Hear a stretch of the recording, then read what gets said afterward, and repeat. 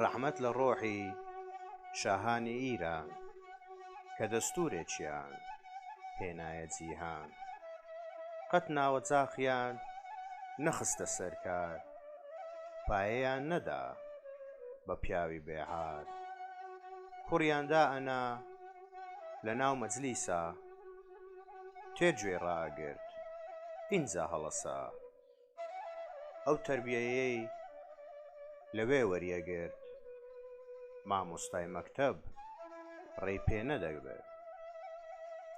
خوێنی ئەسالەت بەهرەی ئینسانە، ڕەسەن شەرەفی جنسی حەیوانە.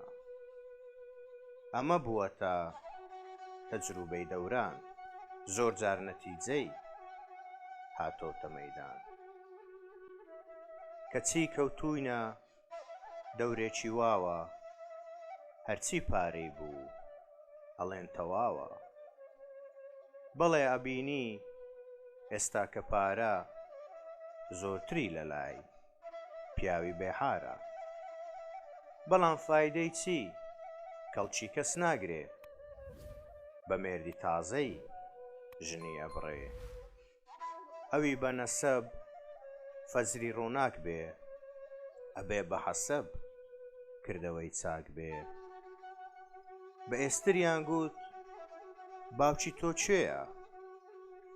وتی ڕەسەنی دایکمم پێیە.